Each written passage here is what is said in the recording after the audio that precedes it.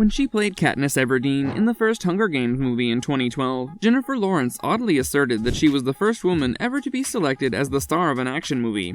Keep watching this video to find out Jennifer Lawrence's shocking Hunger Games claim. Jennifer's claim.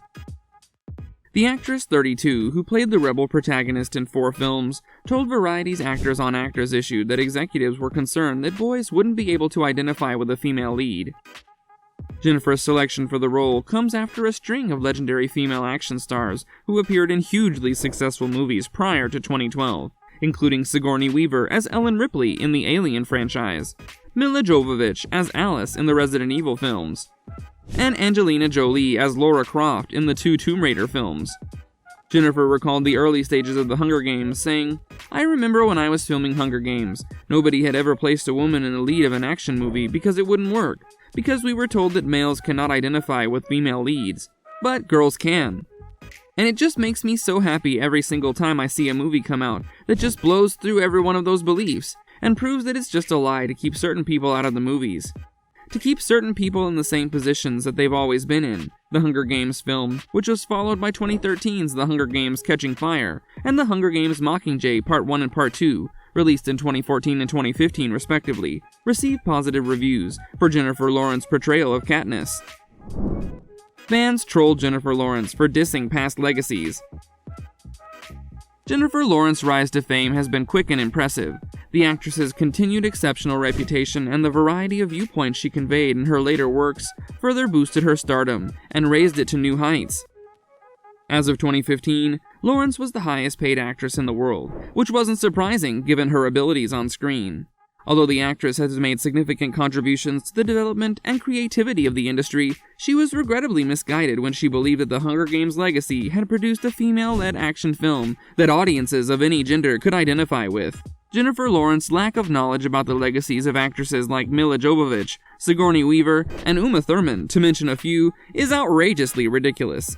The Alien franchise, the Kill Bill duology, the Resident Evil film series have all amassed devoted cult followings in the years since their debuts. Thus, her claims that males can't relate to female characters are also false.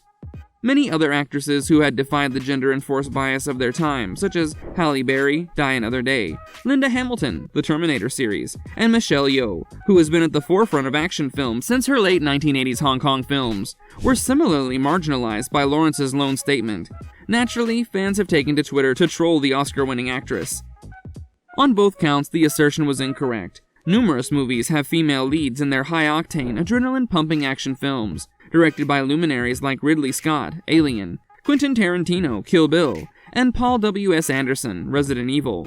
But they have also produced timeless works that the diverse viewer demography has revisited over the years, and which are still celebrated for their legacy-building narrative.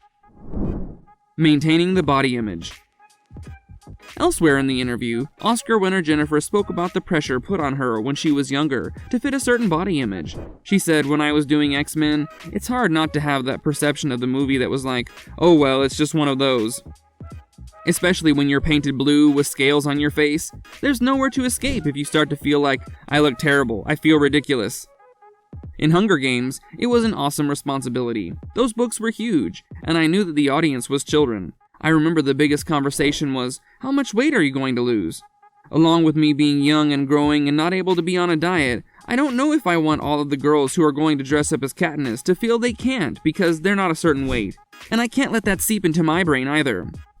The star also opened up about motherhood to baby son Sai, who was born in February, recounting an incident when she forgot to buckle him into his car seat. She said, "I drove around with mine. Didn't realize he wasn't buckled into the car seat. He was just teetering around, just flying. Okay, excellent. Good to know that we almost killed our kids." She added, "I made Causeway right before I got married, and then we had the pandemic. 2 years later, I'm pregnant. We go back and we make the rest of it. It was the scariest thing in the entire world to think about making a family. What if I screw up? What if I can't do it? And I was so scared that I would screw it up. And it was so interesting to make a movie where I'm feeling so scared and feeling this mirrored in Lindsay. Every day of being a mom, I feel awful. I feel guilty. I'm playing with him and I'm like, is this what he wants to be doing? Should we be outside? We're outside. What if he's cold? What if he's going to get sick? Should we be inside? Is this enough? Is this developing your brain enough?" Jennifer welcomed her firstborn with husband Cook Maroney.